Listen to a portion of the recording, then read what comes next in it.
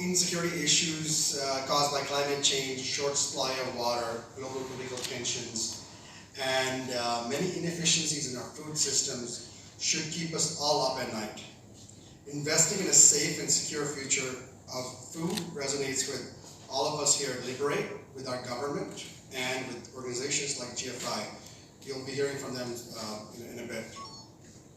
At Liberate Foods, our mission is to rethink and replace meat in our food systems. That may sound very audacious, but I don't see a future without it. I'll be going over 3 things today. Why Shakahari, how we got here, and what are we doing. Anand will then take you through where we're headed and how we plan to spend the money that we just raised. I grew up in a vegetarian household, but started eating meat in high school as I was playing more sports and working out. The idea of getting macronutrients from meat stuck, especially growing up in the US in the 90s, where being a vegetarian was like being in a cult, right? People looked at you as if you were committing a crime. Fast forward to 2020, COVID was in full swing. We were all locked in, sitting around looking for things to watch on Netflix. Being a food entrepreneur, I started watching a lot of documentaries on food and the vegan lifestyle. Game changers really hit home, especially after watching the world-class athletes perform at a very high level while being vegan. So for a hot minute, I became obsessed with cutting meat out of my diet. It felt great, higher energy levels, loss of body weight, overall better performance. Going cold turkey didn't last too long, as I was missing the taste of mutton curry and butter chicken. In London this morning. If that doesn't get the alarm bell ringing across the globe, I don't know what else will. Of course, I also stand here being one of the greatest hypocrites because I serve meat. I have for so many years in my restaurants, and now I'm at a stage where I've started realizing, it's got nothing to do with my involvement in Shakahari, that eating this much meat is unsustainable. It's unsustainable at so many levels. Everyone, of course, goes home and opens their Tomatoes and Swiggy apps and orders, their butter chickens or kebabs, etc. But we don't really realize where a lot of that comes from, how it's grown, how it's raised, and how unsustainable and untenable it is. But it's not going to go away in any hurry because the meat industry is growing almost as fast as any other industry. It's in fact growing faster than the oil protein industry. But if we don't start doing something different now, it's not looking very rosy. And 40 degrees in London is only the beginning.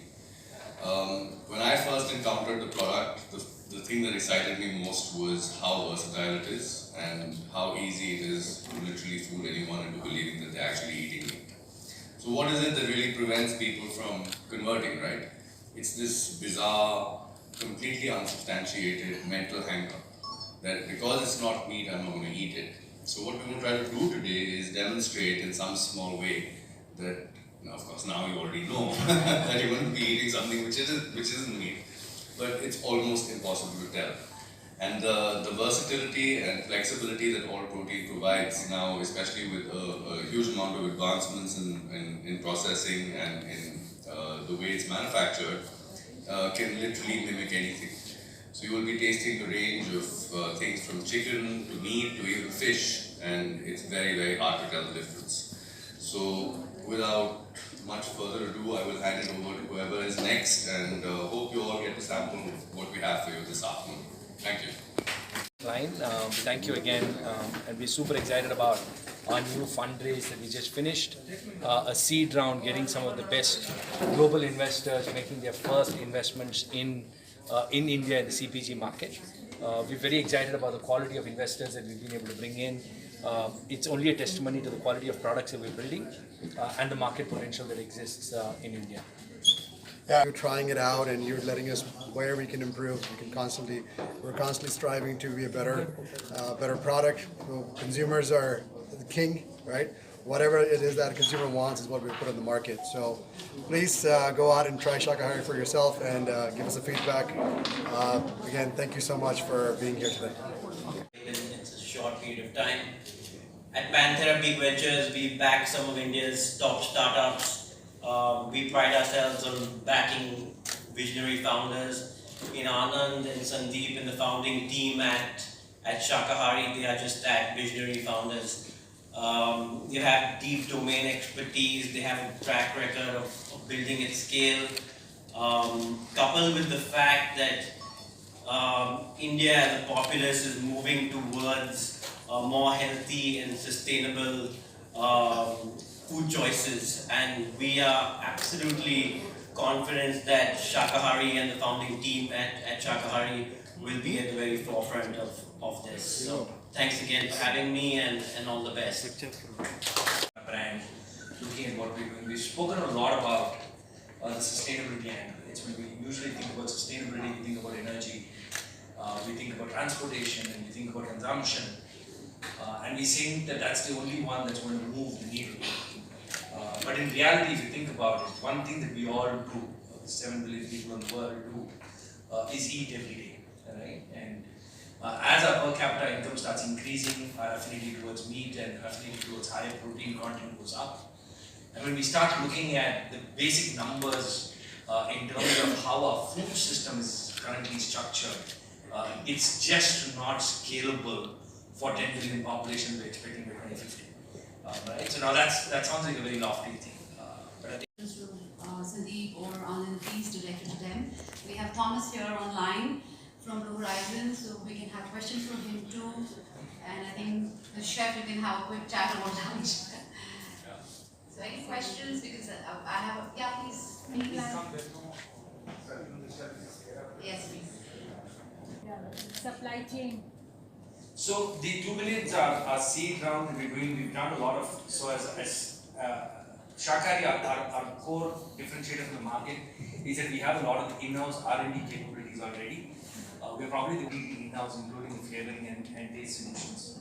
A significant portion of this range will go towards increasing our points of distribution, our marketing and brand awareness. Hello everybody. Good afternoon to everyone. Let me first introduce myself, then my organization. My name is Vinod Kumar Vidyarthi.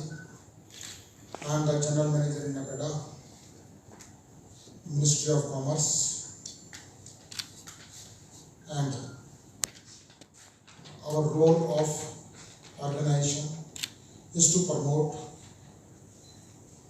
exports of agriculture and processed foods from India. First of all, I want to express my sincere thanks to GFI, especially the Varun, the Asma, and the owner of the Shakahari for their invitation and to invite me on this occasion. It's my pleasure to be with you this time for this inauguration of Shakahari vegan venture. As you know very well, the vegan foods or the plant-based protein foods industry is at very nascent stage, and there is a big demand in international market for the vegan products or plant-based meat protein products. Diseases, pandemics, antimicrobial resistance, all kinds of challenges that are existential to our future on this planet. Now, unfortunately, the large-scale farming and slaughter of animals contributes to all of these challenges, but we can talk about it all day long. People are not going to change that.